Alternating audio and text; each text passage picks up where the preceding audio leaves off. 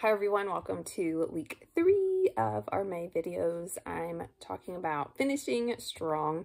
So this video is going to be all about math activities that you can easily do during this time, either making them fun by taking them outside or incorporating more of like life skills type things that involve math, just to kind of spice it up and make it to the end of the year with as little drama as possible. This is a really hard time of year for many kids, many students, and many teachers. Whether you're in public school or homeschooling, this is just a really hard time of year because that taste of summer is coming. So last week I talked about reading tips. I will drop that link somewhere in the comments or the description, so be sure to check that out if you missed that one. So math. Probably one of my daughter's favorite things to do is play with Legos, even my 3-year-old. So all 3 of them will play with Legos. It's super easy to use Legos to do different STEM challenges, STEM projects. Just giving them a bunch of Legos and letting them build just helps them develop that creativity, and they help to learn structures and foundations and different, just that they need to have a base of support for things, right? So that they can build a structure that will stand, and maybe some stronger structures than others. You could even have some kind of challenge where they have to build a structure that supports weight. You can do bridges and towers and things out of Legos, or even popsicle sticks if you have those laying around in your craft drawer.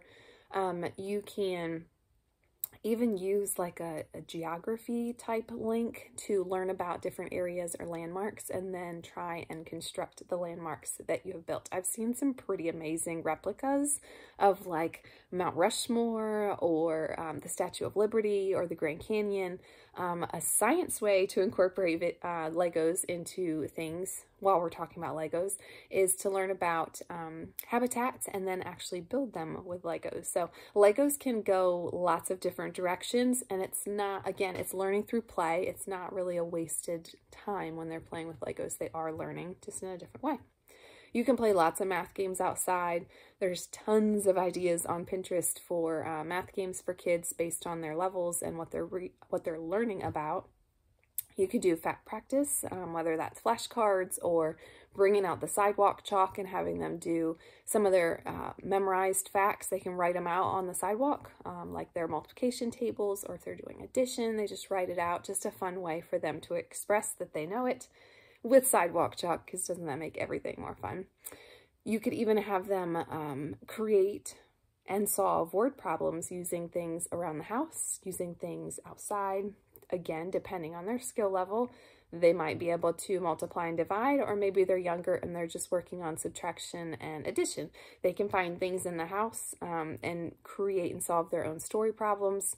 They like to take that ownership, and then it becomes less of a, you need to solve this problem, and more of a, what problem can I create and then solve? So that they're really taking ownership, and it's usually less of a battle when they feel like they have that control and they're making their own decisions. You could even do, I saw another idea that made me laugh. It was a flashcard hide and seek. So you play hide and seek, but the people who are hiding have flashcards, and they work on those until someone finds them. So obviously they're not saying it loud, they're just whispering their answers or saying it in their head. But I thought that was a fun spin on the game hide and seek. They could work on fact practice while they are waiting to be found. We do mathercise a lot, which is just doing different, whether you're skip counting or practicing your math facts. It's very easy to have them do jumping jacks while they're doing that. Or you can, if you're outside, put something like a stick or something and have them hop from one side to the other while they say their math facts. Or if you're inside, you can throw like painter's tape on the floor and have them hop from one side to another. That's a way to get lots of wiggles out and get some learning done. You can have them do push-ups, sit-ups, yoga poses, whatever it is that you want them to do while they are reciting math facts or answering, like you could show them a flashcard, something like that. If you want to take it inside or outside, you could also have them do a shape scavenger hunt. My younger ones are learning about shapes and colors, so that's a real easy way to incorporate that in a fun little game. If they're outside, obviously they're going to have to be a little bit more creative to find different shapes, but it's a great way to get them outside and get them thinking about things in a different way.